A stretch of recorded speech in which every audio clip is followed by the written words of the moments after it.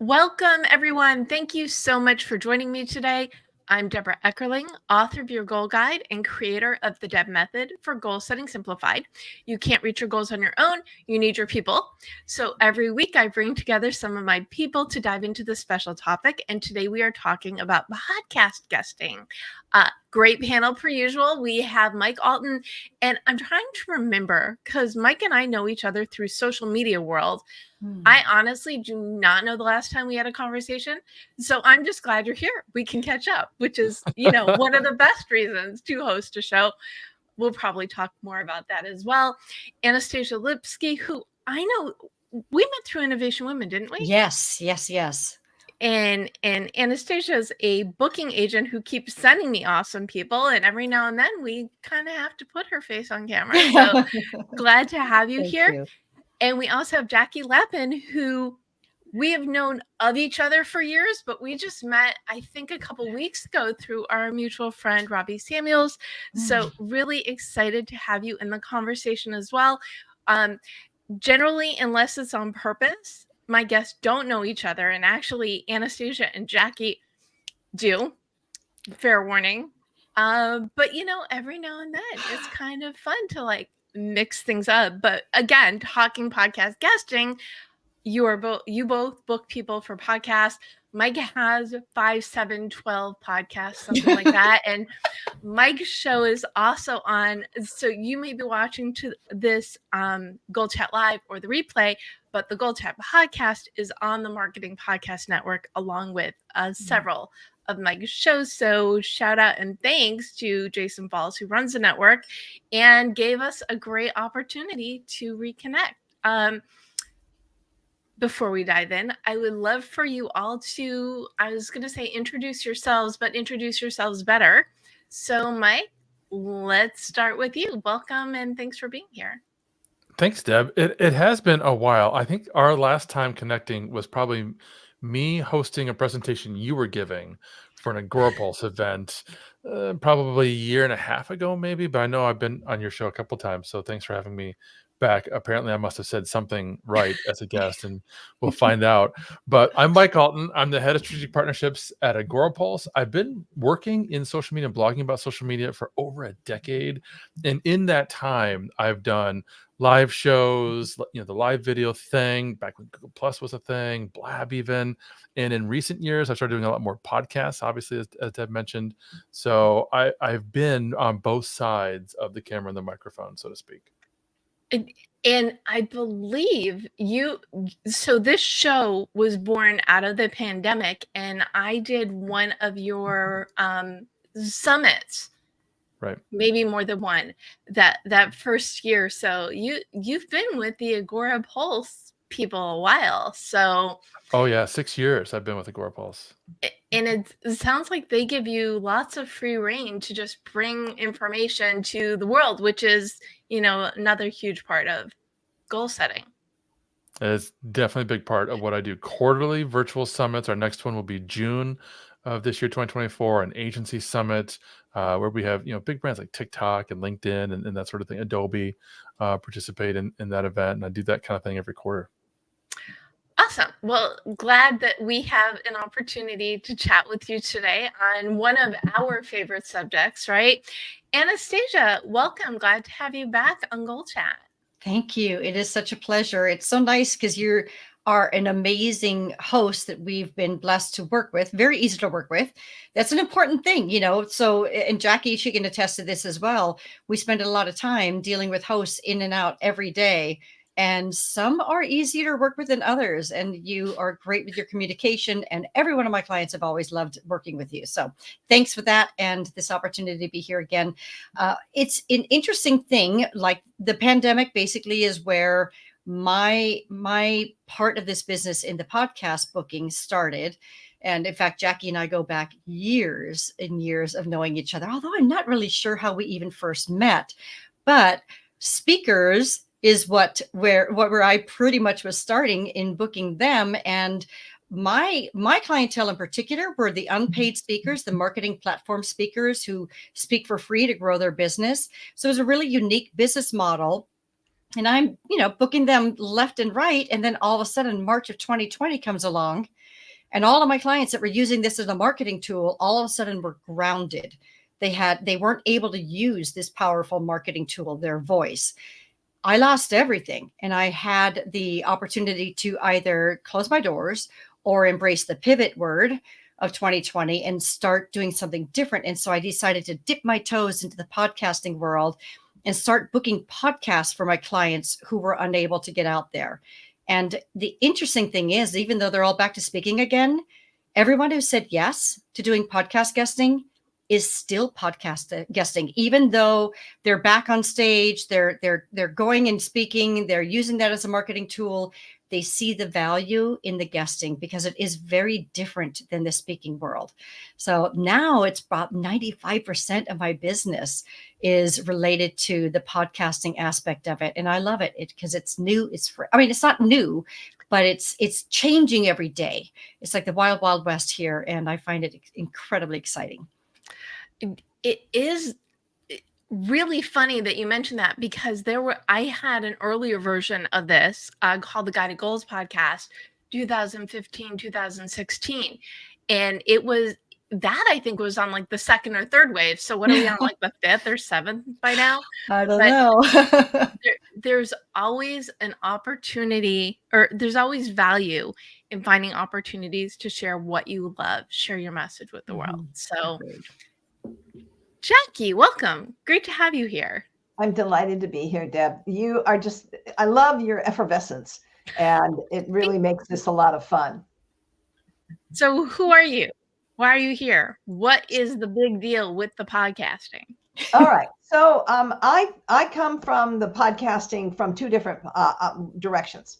One, we have a subscription service at SpeakerTunity where we give leaders 40 podcasts every month that they can book themselves on. One sequence is all life enhancing, personal growth, spirituality, health and wellness, women's empowerment, anything that improves one's life. The other sequence is business to business. So if you're just talking to a business audience. So we've provided that now for the last 6 years, and it continues to grow and grow. In addition to that, and by the way, we also do virtual summits, which is akin to a podcast. The other thing that we do is we do radio podcast tours where we take authors, leaders, and experts who want to get out on a big bang right away. And I read their book or write a compelling pitch letter about who and what they are and what they're doing. It's kind of my superpower. We send it to 9,000 radio shows and podcasts at a minimum. And there is a minimum guarantee of 30 interviews. And we have done this for luminaries in the personal growth space for the last 15 years. We've done this for almost 400 people over the years. And you might recognize a few of the people that we've worked with: Don Miguel Ruiz, Ariel Ford, James Twyman, Joe Vitale, Chris and Jan Atwood, Maureen St. Germain, Noah St. John, and Marie Diamond most recently. So, our mission is basically to help a leader get out there quick and, for a confined period of time. We're not like Anastasia, where she gets to take care of them year in, year out, and keep working for them. We're just in it for that big first crunch. And then we step aside. So that's kind of, and that's under the Conscious Media Relations banner. So I do both of those things. Awesome. Well, and you all have been on both sides of the pitching and the receiving. Well, in a different way for me and Mike, who are on shows and have our own shows. The point that Anastasia brought up, podcasting and radio, is different, but is it really that different? What do we think? Mike? I guess you're talking about radio talk shows, right? Where they're bringing in guests. I would imagine from the guest perspective, it's going to be a very similar experience. I have like no experience personally with radio, so I'm kind of spitballing here, but I would imagine it's a very similar experience. You're brought on, you have some sense in advance of what you're going to talk about, if not the actual questions, and you're simply being interviewed. I guess keeping on theme, it's almost like podcasting is like radio, only times like a gazillion, because there are way more opportunities for people to be out there way more shows. I see nodding from Jackie and Anastasia. So, Jackie, what are you thinking? Well, I can tell you right now, today I downloaded the PR database list of radio shows all across US and Canada. It's down to 2,600 shows. I was stunned how small it's gotten.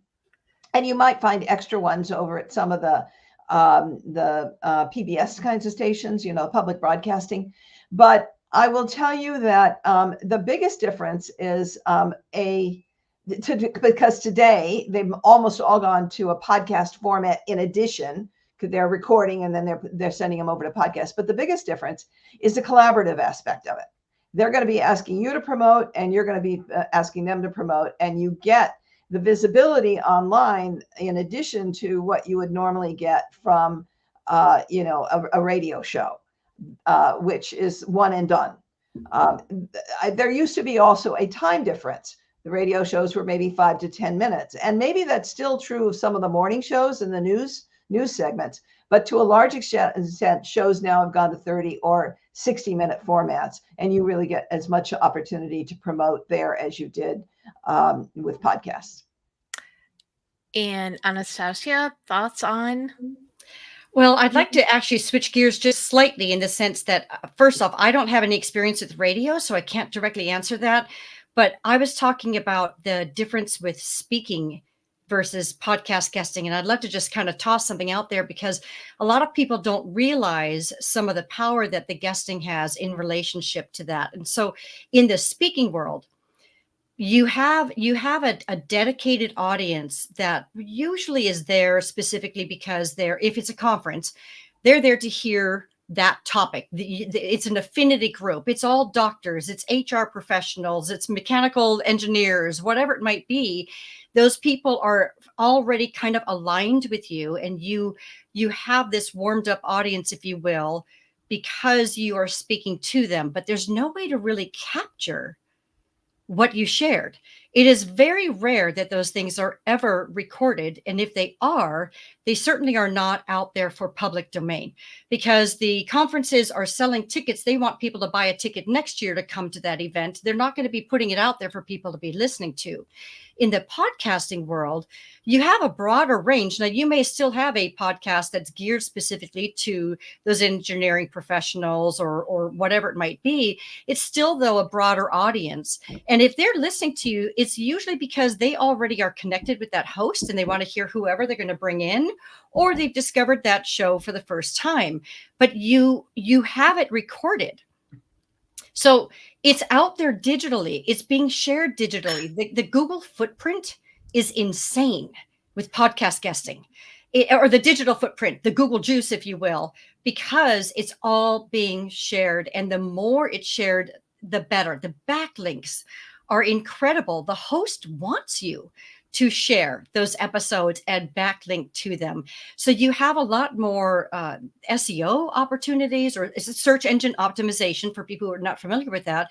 It's really about being found in those searches. You're coming up to the top because you have all those connections to your name and your subject matter that you're an expert in. And that's going to help you with your visibility. And you don't quite get that in the speaking world. So that's part of the reason why I'm loving the podcast guesting even more. I feel like Mike is someone who organizes summits, and yes, we're tangenting. So what else is new? And I believe most of yours are public, as opposed to what Anastasia is talking about. Yeah, because the events that I'm running, they're designed as co-marketing lead generation events for our brand Agorapulse and our partners. So they're free, they're online, they're 100% virtual. I don't do hybrid. I was supposed to do in-person events, but then the pandemic happened, so I didn't get the budget anymore. I was going to do Social Media Day Paris. Wouldn't that sound amazing? We'd all want to go to that, right? Can't do that anymore. But I 100% agree that the benefits are very, very different, even though in a lot of senses they might seem like they're very similar, particularly if you're placing people with a podcast, or you're placing people with event organizers. Yeah, you don't necessarily get the assets from a speaking engagement, particularly if it's in person. You might get some art, some photography from the event if you're lucky.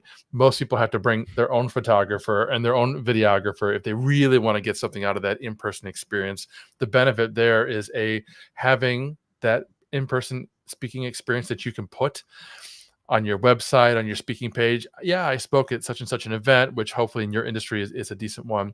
And of course, connecting with that audience, you're hoping that either you get a lead for a client out of the audience, or B, you get a lead from another event organizer in the audience who wants to bring you back to their trade organization or other kind of event. Very, very different from podcasting, where yes, you can have material that you're sharing, but you also get a lot of material that you could repurpose. Usually they might give you the entire recording. Certainly they're going to give you some clips. You can make your own clips. You can take a podcast, anyone's podcast, put it into Headliner and create some clips of yourself if you want to.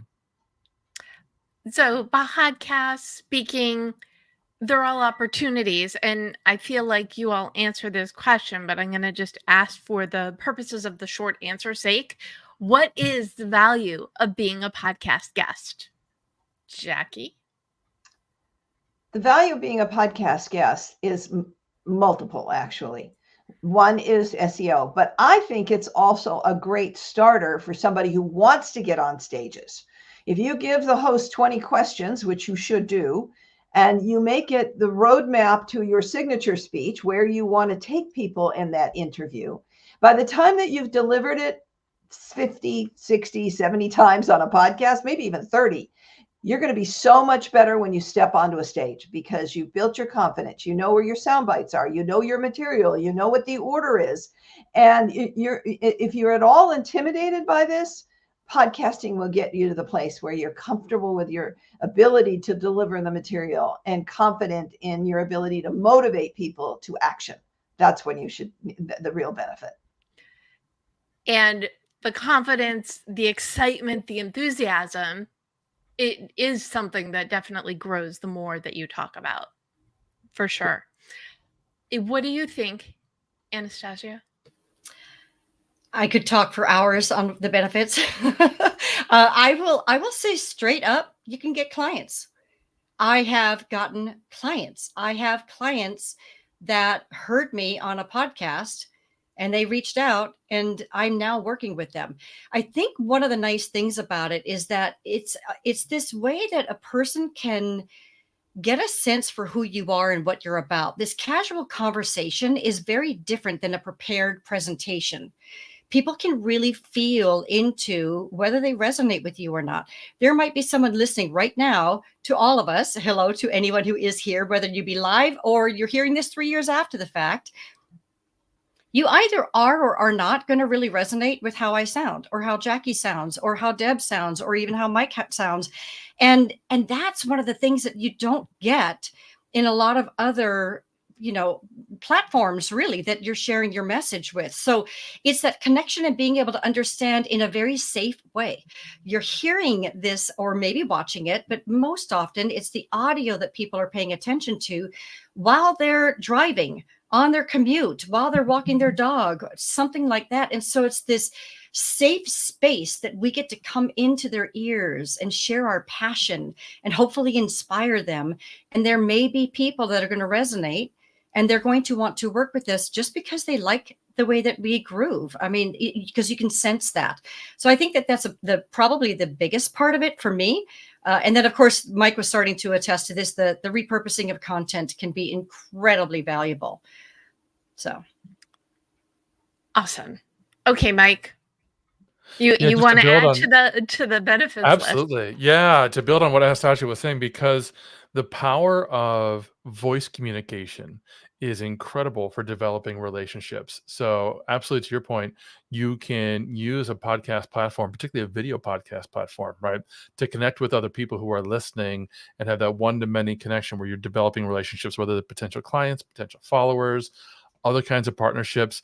But the more subtle relationships that you can form are between the guest and the host, right? Where if you're very strategic about the podcast that you guest on, you can use that as a platform on which to develop a relationship with the host and the host's team or brand, which who knows where that might turn into. Maybe that's future guest appearances. Maybe they introduce you to other podcast hosts, or maybe heck, they might even hire you to work for them. I want to bet one more thing. It's a Yes. great place to sell books. Absolutely. Well, you're diving into my other thing that I love to talk about as well. But yes, it's when I do goal coaching, but I also help people with book development, book proposals, and there is nothing more important than your book platform, whatever stage you are in your writing process, because people need to know you exist. And back to Mike's point, whenever anybody asks me what's my favorite form of networking, I just say this, because I get to catch up with old friends. I get to introduce people to who I believe need to know each other. And nothing brings me more joy than when I see one guest guesting on another guest podcast because they met here and bonded and started developing relationships. So any other, and I'm sure we could do a whole show just on the value, but anything else on the value of podcasting anyone want to chime in on? Okay. Well, let's go from, should we go in order? Okay, yeah, let's go in order. Great. Podcasting is wonderful. How do you find good shows that are in alignment with yourself, your message? What do people need to do to get out there? Mike, let's start with you on this one. Well, I think an easy first step is making sure you are in alignment on what you want to accomplish. What kinds of shows are you looking to be on? You might be like me, where you aren't necessarily a heavy podcast listener. I've worked from home for a decade, so I've not had that commute or that other kind of opportunity built into my schedule where I would normally listen to a lot of podcasts. I've never really done that. So the first step for me was to figure out, okay, what kinds of shows do I want to be on? What topics, what audiences do I want to reach? What's the message that I can give to that audience to really help them? And then start listening to those kinds of shows and look for them. I know these ladies will have some other more scientific approaches, but simply go to Spotify or Apple or whatever platform you choose and do some simple searches and look for what shows are out there that are still, actively releasing podcasts, and start making a list of the kinds of shows that you could potentially be on. Awesome. Yeah, and it does go back to who you are in your mission, because you want to find things in alignment. So that's the D and the Deb method is determine your mission, because you can't get what you want unless you know what that is. So be at one with who you are, because that'll make it easier to find those alignments. Jackie. So there are a number of ways to do this. One, you could also just plain Google the subject matter you're looking for, and check that out. But you have to check and make sure that the shows are still in production, because a lot of that stuff is old. You do not try AI, because frequently you'll get a massive list of old information. There are some services called Help a Reporter Out, where the podcast that people are looking for subject matters, and they're looking for people to guest on their podcast about that. There's also a radio guest list. You can go to podcast matching service like Podcast Match and a variety of others. And there are some databases, but the databases tend to be very expensive. And people like us have them when we're doing our, SpeakerTunity products and resources. But, to Mike's point, many of the individual podcast catchers, as they call them, like Spotify and Apple and all of those, they have channels. So you want to go and you look for the channel that you're looking for specifically to the subject matters. And that'll put you in the right direction. Great list. I have to, because you talked about making sure things are still in existence.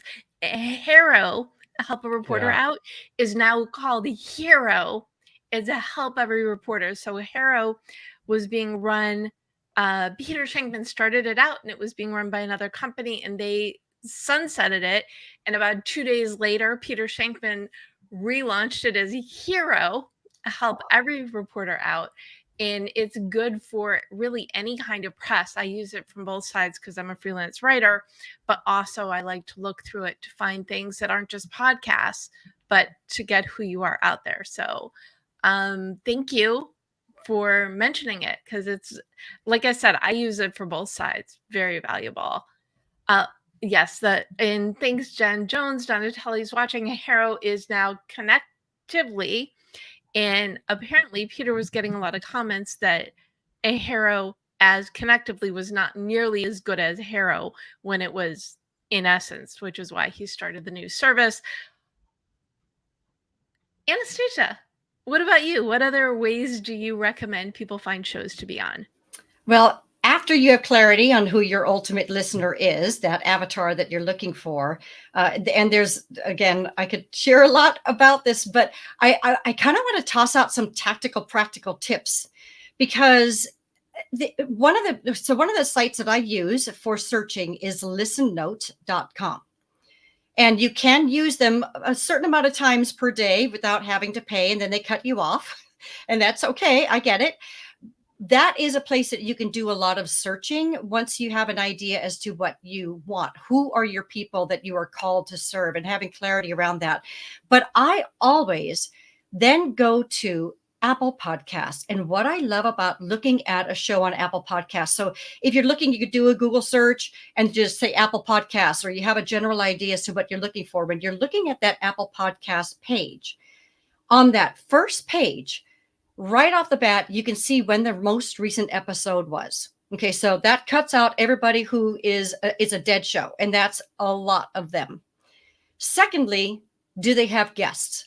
Okay, we deal with hosts every day. I cannot tell you how many hosts get pitched by people and agencies to have someone on their show, and they don't even have guests.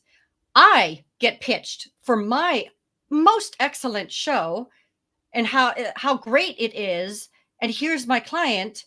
I don't even have a show. I've never had a show.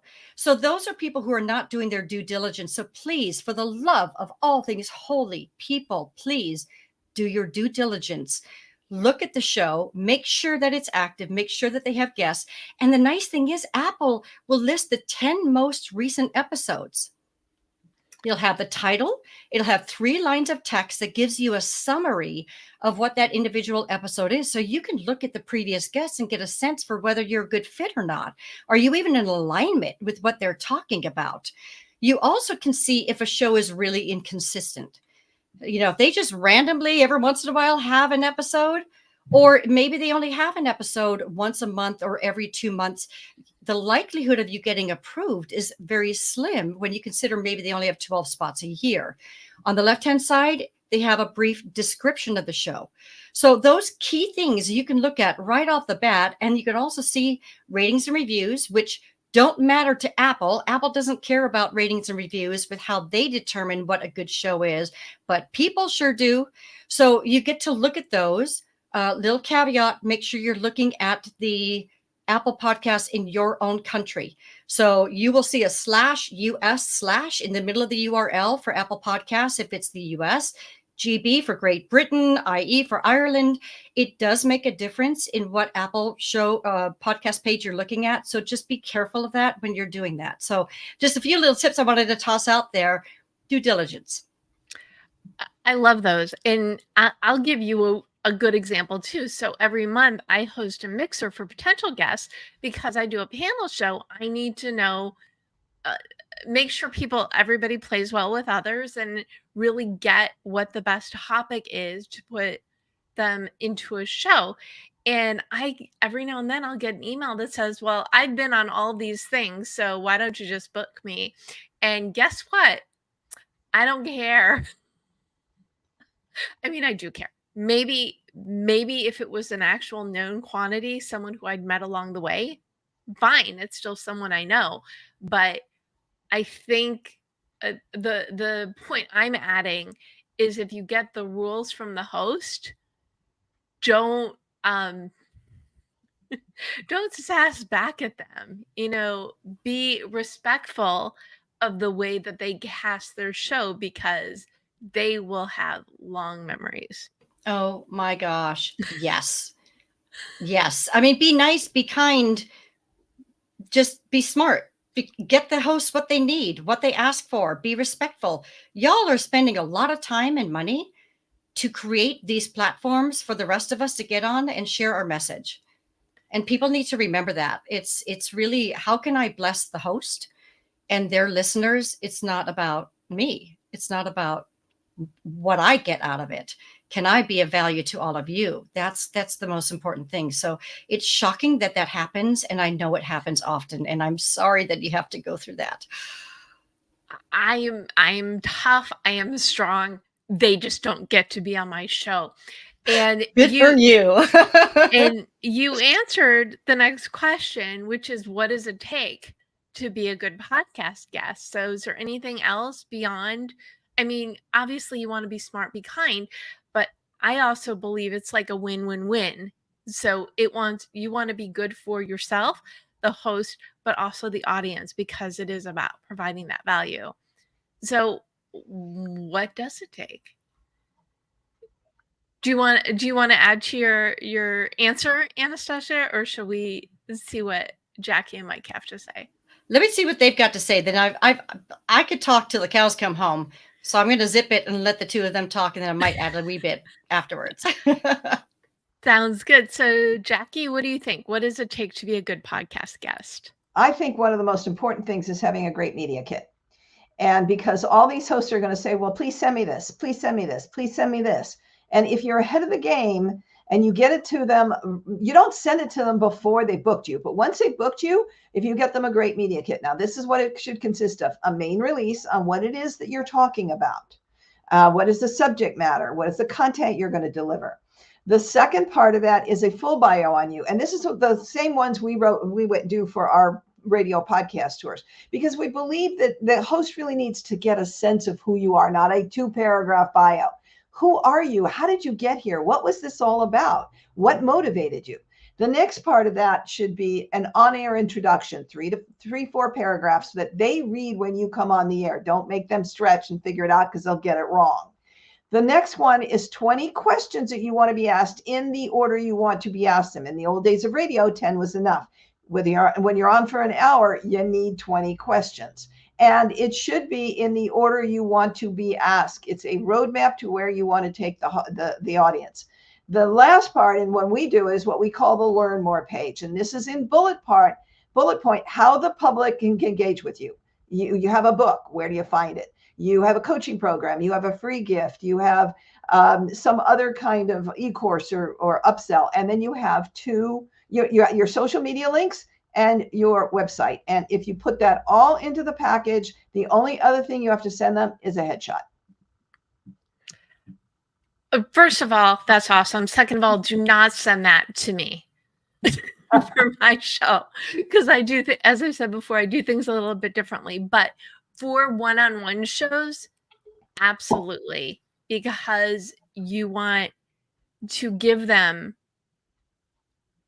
the key points that you want to share. So I like that. The important thing is to basically have them so prepared that they don't, one, leave you hanging, leave the audience hanging, and not allow you to deliver the information that you're trying to get on the show to deliver. I like that. What do you think, Mike? What do you believe it takes to be a good guest? Well, the first thing I'll say is having the proper setup, the gear, the audio, all that kind of stuff. That's table stakes. You've got to have that. It's not optional. You've got to sound great. If it's a video-based format, you've got to look great, which means having a good camera and lighting. That doesn't necessarily mean spending thousands of dollars, but you've got to have the basics in place. If you're not sure what that is or looks like, research it. I've got content on my site I'm happy to share that talks about my setup, which was not expensive, but hopefully it looks and sounds fantastic. But I think, to build on what Anastasia was saying, I think approaching every podcast interview and every podcast guest appearance as though it's the most top of the funnel. You are not going to go on a show, somebody else's show, and immediately convert people to buy whatever it is that you're selling. That's not going to happen. They might buy into you personally, like we've already talked about, but they're not going to just magically decide, oh, I've never heard of this product before. I should buy that. That's so unlikely that you're missing then the point of the platform if that's your goal. Instead, you should be talking about the actual pains and problems that show's audience is going through, assuming it's not a consumer entertainment kind of a platform. But if it's business focused and we're talking about, the issues that are facing a particular industry, whatever that might be, speak to those pains and your experience, and lend your insights and your wisdom, and focus on that. Focus on delivering as much possible value as you can pack in to whatever length that particular podcast show is. That's how you're going to get the most out of it. And that's how you're going to be an amazing guest for that particular host. And that is how you will book other shows, because whether you realize it or not, other podcast hosts are listening. They're paying attention to who's guesting on other people's shows. Deb mentioned I've got a bunch of shows. One of them is an agency focused show. I'm interviewing marketing agency owners. And when I posted to LinkedIn a few months before I started it to my network and said, hey, I'm starting this show, who should I bring on? A friend of mine who runs an agency focused podcast for another brand said, hey, Mike, just go look at all of my podcast guests and reach out. And if you want introductions, let me know. And sure enough, I probably booked 10 guests from his show. Some of my best guests were from his show because I went and I listened. And I listened to Megan Bowen, the CEO of Refine Labs, speak to a particular topic, and several other guests, and loved them. And they wouldn't have gotten that invitation to be on my show, obviously, if they had not shown up prepared to look good and sound good on his show. And the other point that you're not at all subtly making is that you want to be your best self, not just on the show, but also in who you are digitally, because people aren't just going to listen. They're going to look you up. They're going to check your LinkedIn. You want who you are in person and who you are online to match, and all of you to be helpful. Yeah, we call that congruency, right? Where the things that you're saying and the things that you're doing are very much in alignment with who you actually are. And when you're not congruent, bad things are going to happen. You're not going to get what you want. People that you're talking to, they're not going to get what they want. You want that congruency. You want that alignment with what is it you want to accomplish, and what you can speak to with in this case, the shows that you're going to be on and the audience that they're trying to reach. And yeah, your word congruency, much better, but also the same as. It's the win-win. It's everybody showing. It's like when you meet people. Remember when you would meet people in person and then meet them online? And now it's more like you meet people online first and then you continue the conversations. You want to be the same person always, but you also, as propping yourself up as that expert to be known for the thing that you are known for, to shine in your speaking, in your podcasting, in your services, your products, everywhere. To your point, I would ditch the scripts, meaning don't come on to somebody else's show with a prepared list off to the side of the actual things that you want to say, because you're going to sound robotic. You're not going to sound like yourself. You're not going to be able to have any kind of engaging, interesting conversation. That's what this should feel like to everybody participating as well as listening, simply a conversation.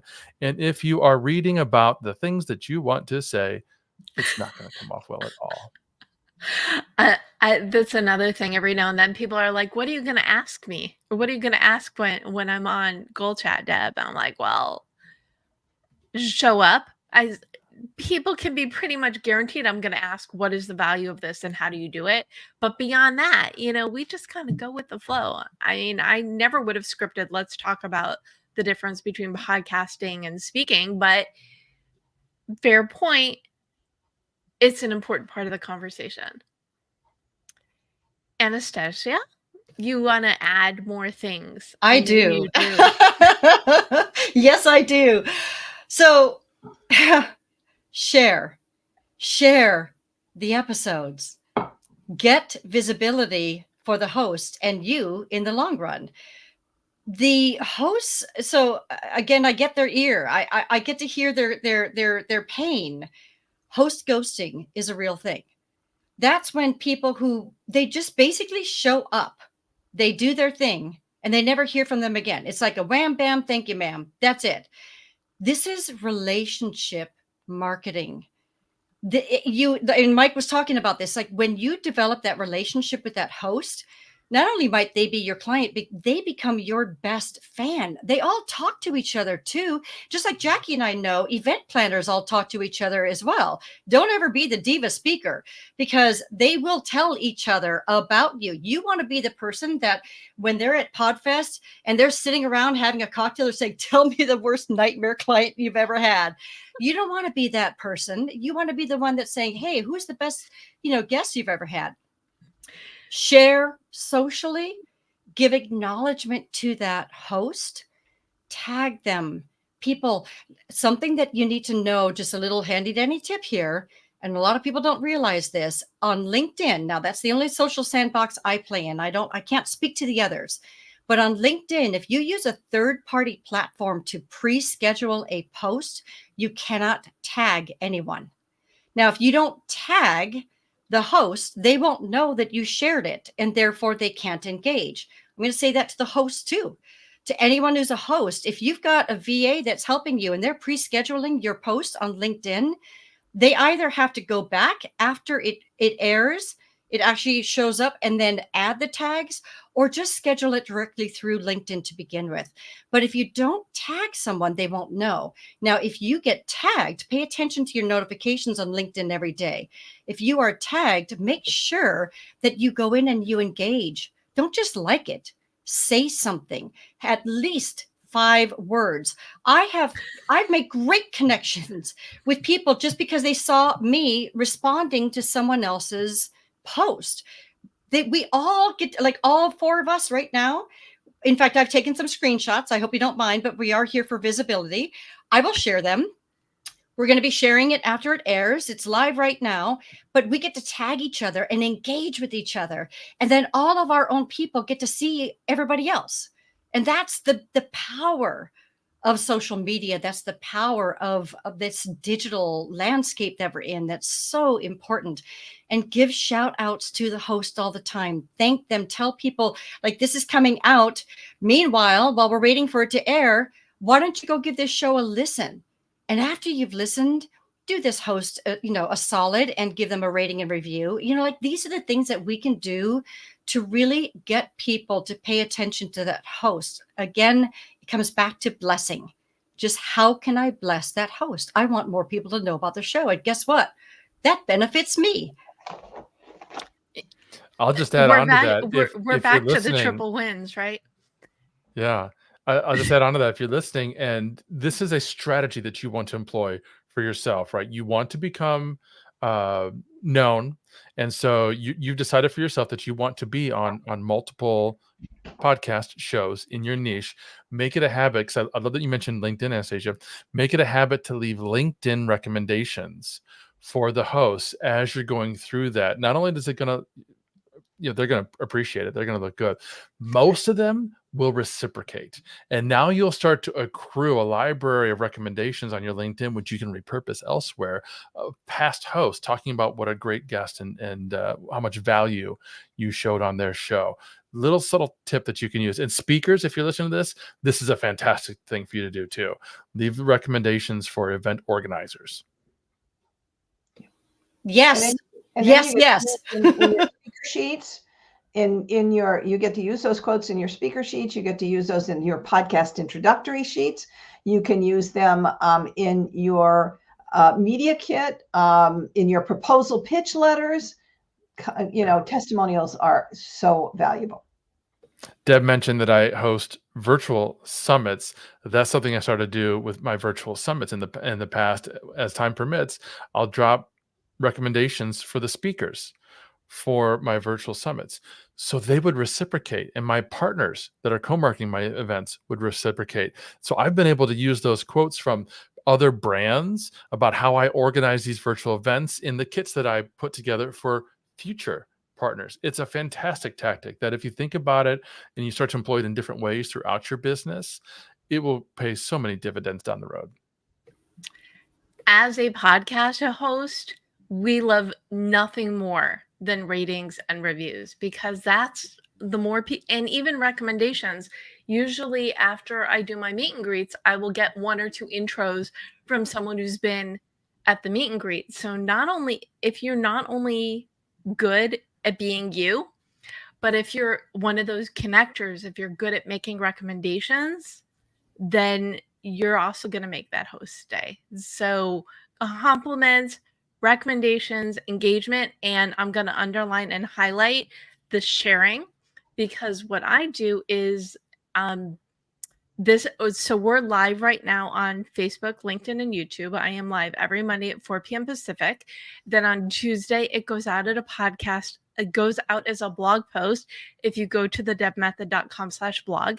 And then Thursday, it magically becomes an episode of GoalChat on the Marketing Podcast Network. So my guests will get links the next day, which includes a LinkedIn LinkedIn publisher, a LinkedIn article. And so they get tagged in there as well. And then they'll get the email at the end of the week, which also has the podcast. So there's always opportunities to share, and there's nothing the host likes better than to be and if you're a host like me where you bring people back, it's another way to make a good impression. Can I add something? Of course you can. I'm just thinking, like, is she actually going to say no? No. So, Mike, I love that you said that, because it is so rare that anyone takes the time to do a LinkedIn recommendation about a host as a host. Deb has one from me because I've been on her show before. This really helps you to stand out. I'm telling you, no one does it. And what I'm also shocked to have discovered is very few people do old school thank you notes. Now, I've got like one post that I've worked with has a picture of my thank you note on his podcast site because it's so rare. Another one did an entire LinkedIn article and blog post, and she's got a pretty darn big show about the fact that she received a thank you note, and that she went into this whole thing about the value of taking the time to just snail mail a thank you. And I'm surprised at that. I guess because, well, I'm a letter writer, I'm a card writer to begin with, so it comes a little bit easier for me. But I'm just going to suggest to people to consider it, because it really does help separate you from other people. And again, it comes back to this helping the host to feel honored and respected, because they're just not getting it. It's not happening. So just a little old school thing, and it's going to help you stand out. Just saying. And if you go to the debmethod.com/GoalChat, I do have a quote from Anastasia's recommendation of my show. So there you go. Don't you love real time, real world? No, thank you. What are some, and we're going to go into goals in a moment. If someone is not, as an extrovert, I always have to ask these questions, even though they typically don't relate to me. But for the person who's hesitant to put themselves out there to be on podcasts, what do you have to say to them? What recommendations do you have? Jackie? I'd say start with your friends, people you know who have podcasts. Start getting the practice. Go to places that are really warm and friendly to you, organizations you belong to that host a podcast. Anywhere that you will, the intimidation factor lowers the barrier when you have some experience. Another thing is have a conversation with that podcaster before the show. You have a meeting with them on Zoom, get to know them, get friendly with them, get to feel comfortable with them. It's gonna bridge that gap for you much easier. Those were right off the bat things that I would suggest. Awesome. Mike, what about you? What do you think? Yeah, Jackie's 100% right. And I'm speaking as someone who has been through this. I am a self-professed introvert, coming on video, coming on podcasts, speaking at events.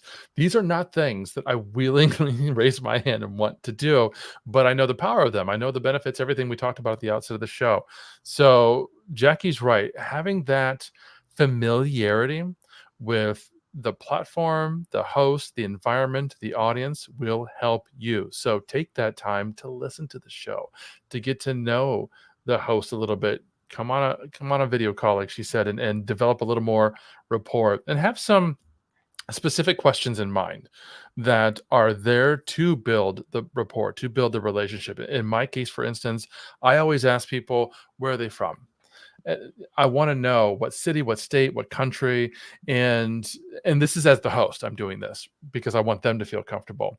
I ask them that because I have got this preternatural natural sense of what else I can talk about instantly from where they're at. So they say they're from Columbus, Ohio. Fantastic. That's easy because I'm from that area. But they'll say they're from London, England. I'm like, oh, okay. What part of London? And I'll be able to drill down into where they're from and talk about something about their neighborhood because I just have this catalog of information in my head. And maybe that's not you. Maybe you need to come up with something else, whether it's sports, not weather. That's too superficial, but something that you can talk about on a personal level to develop that mutually shared interest that'll allow you to develop a little bit of relationship. And now I'm actually turning the tables a little bit and saying that you as the guest should come up with that to ask the host if they don't already do that for you so that you can help develop that relationship a little bit more. I love that. So travel is your go-to question, get to know the person better. Mine is food. What is yours, Anastasia? I love knowing who people are as far as their family structure, like if they have kids or grandkids or siblings and things like that, or are they only child. Those are always nice things. Honestly, I don't usually have that come up in conversation, but now that you're asking me the question, like those are always the things that I like to know about people when I first meet them. Well, I may not have a podcast, but I do a ton of Zoom meetings, and my go-to is tell me your story. How did you get here from where what's motivating you to do this? Great answers. Love that. And in my other podcast is Taste Buds with Deb, conversations about food, cooking, and community. And I find it doesn't matter where I am or who I'm talking to. If there is a lull, and come on, it's me, there rarely is. Everybody has an opinion on food, and I just love that rabbit hole. It's so much fun. Okay, Anastasia, what tips do you have for someone who's shy about podcasting or getting on podcasts? And then then it's goal time. I think the most important thing is that you need to really connect to your why, the reason that you want to share this message. And it's very easy for all of us, I feel, to struggle with imposter syndrome, especially sometimes people are in this space of, oh, I'm coming in too late to the game. Everybody's podcast guesting. There's other people already saying what I got to say. What value am I going to bring? All that. But deep down inside, if you know that you have a message that can make a difference in someone's life, you have an obligation to share it. I mean, now we don't get to go back and pretend that this tool isn't out here. The platform's there. So now that we know, why not use it? And why not share that message? Because there may be that one person that they're going to use your service, your product, or maybe like I've got clients that are out there, they're not selling anything. They are changing the world because of their messages. And if you don't share it, you're doing the world a disservice. So know that people don't know what they don't know. And you have this incredible opportunity to get that out to people that might never have been aware that situation, that need, that experience, that shared experience that maybe you have with them, and they thought they were the only one in the world that had it. And now they know that they're not alone because they heard you putting it out there. So I just say, do it, feel the fear, do it anyway. And just know that the more you do it, the easier it will get. And you do it for the purpose of them. Do it to bless other people. Get yourself out of the way. Don't even think about it. Too bad I asked this question too early for that to be a final thought, because that's a good one. We are here, and this panel in particular, but people I think who tune in general, you do what you do for a reason. You love it. You want to do more of it. You've got goals of being bigger and better. And that is why you're tuning in. We're here to tell you, great. And as Anastasia just said, get out of your way, because there's no point. You're going to get there anyway. So just stop putting in roadblocks. What I love for you all to do is to gift a goal to the audience. So what is one thing that they could do today, tonight, tomorrow, to do more podcast guesting? Mike, what goal do you want to gift?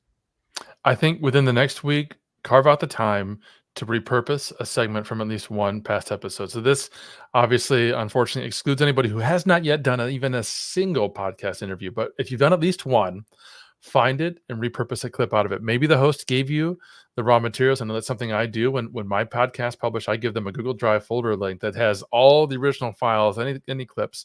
Not every podcast host does that, and that's okay. You can still take the actual link, the RSS feed, or whatever you can get, and push it into Headliner. And there's other apps that you can take and find that nugget, that 60 seconds where you're answering a question and you're speaking to your audience and you're speaking from the heart. And like Anastasia said so well, you're blessing the audience with the passion and the information that you can share, and take that 60 seconds and turn it into innumerable social media clips. 60 seconds can be a vertical, short, TikTok, Facebook reel, Instagram reel, Pinterest video. You put it in a landscape and then you can share it natively to Facebook, LinkedIn, YouTube, and so on.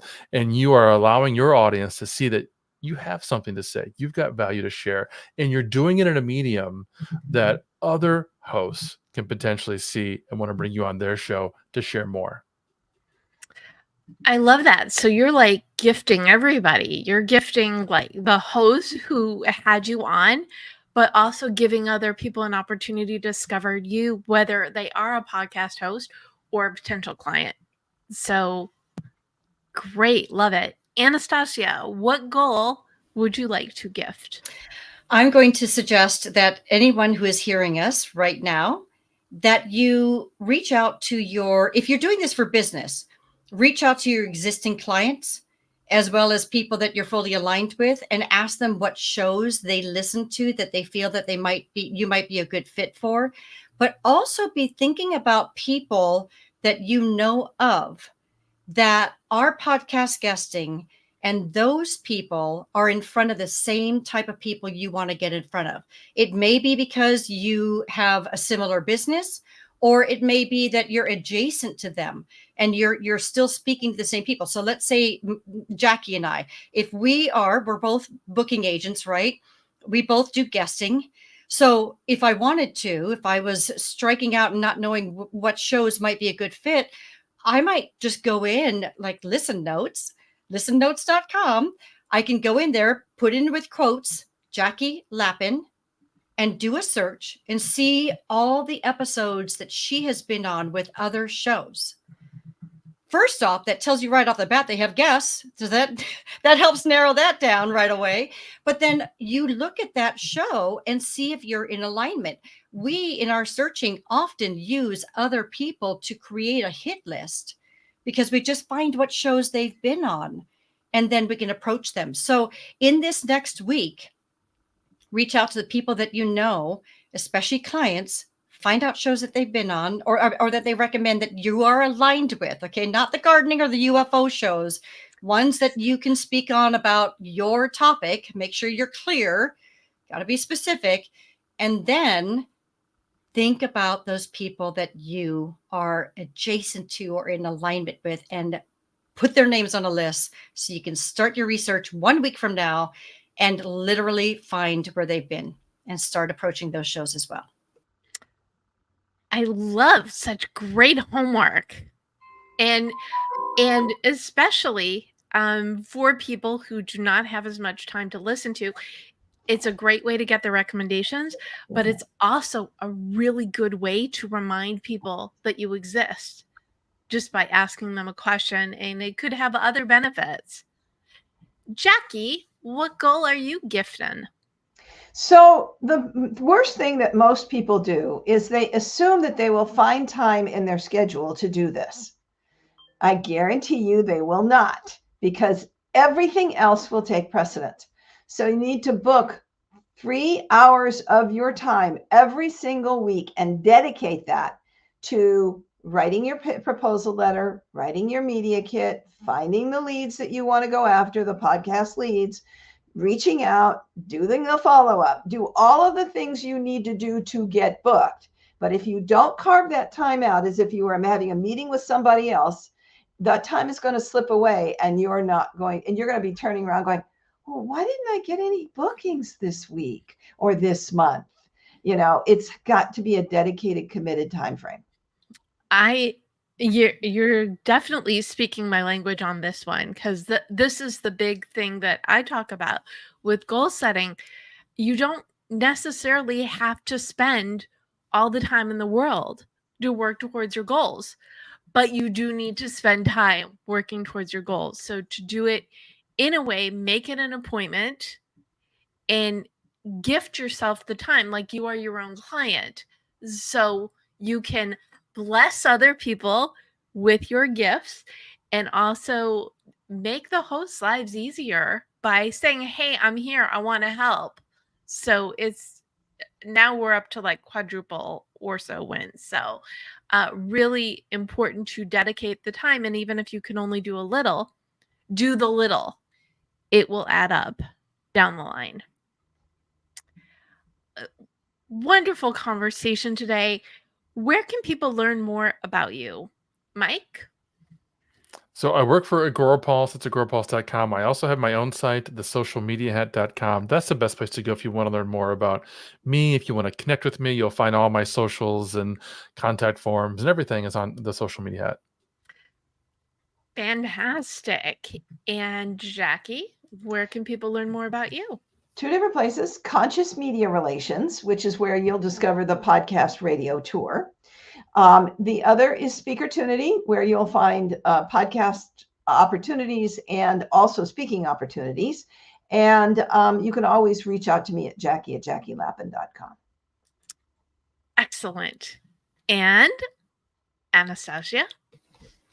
I have one location that people can go to find everything, and that's just my company name, which is accessspeakers.biz/thank-you. And that is a dedicated page to bring people in that heard us.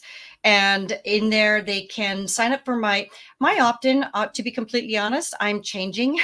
But if anyone goes in there now, they can get a very old ebook, and I'm redoing that. I've got a brand new thing that I'm working on. It's going to be so good. And so anyone who signs up for the old ebook will get the new one when it comes out. Meanwhile, all my socials are there. LinkedIn, like I said, that's where I hang out. But do introduce yourself, because I don't always accept requests unless I know that people are actually interested in getting to know me as opposed to selling me something. So yeah, so anastasia.biz/thank-you. Fantastic. And as I mentioned before, I am at the Deb Method everywhere, and you can go to thedebmethod.com/blog to get the recap to this and the previous shows. And if you need a little bit of a help with your goal setting and your goal getting, you can grab a copy of your goal guide, a roadmap for setting, planning, and achieving your goals at your favorite place to buy books, or reach out and see how I can help you or your business. Again, wonderful conversation. What final thought, friends, do you want to leave people with? Anastasia, final thought? Well, kind of coming into that last thing that I talked about, just do it.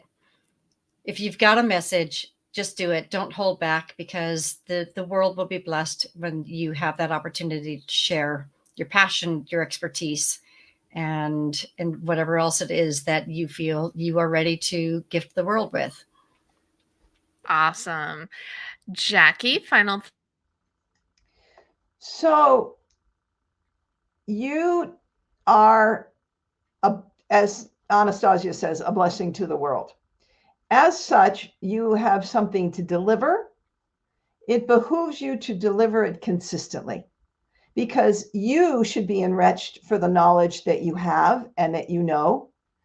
And those people who are seeking what you need, those clients, you cannot deprive them of your resources by not being in places where they will find you. The more places you are, the more you'll serve your clients, the more lives you change, and the more it will be reflected in your bank account.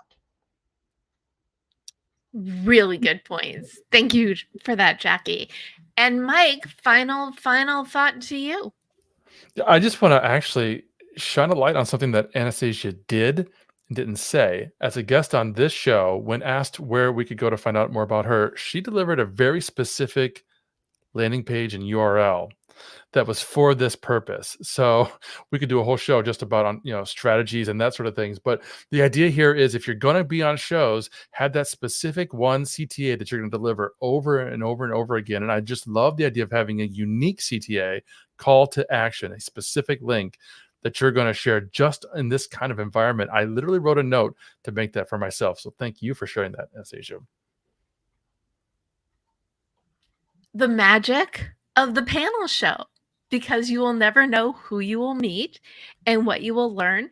And the other thing that I put in the recap, in addition to all of your links, is all of your LinkedIn. So if you're tuning in, whether you are watching us live or the replay or listening to us as GoalChat on the Marketing Podcast Network, drop a note, say hi, say this is where we met, because as I said before, you can't reach your goals on your own. You need your people. So let's be each other's people. Thank you again, Mike Allton, Jackie Lapin, Anastasia Lipske, for joining me today. Thank you for tuning into GoalChat. As I mentioned before, I am live every Monday at 4 p.m. Pacific, and you can subscribe on YouTube and or your favorite podcast platform. You've got podcasting goals.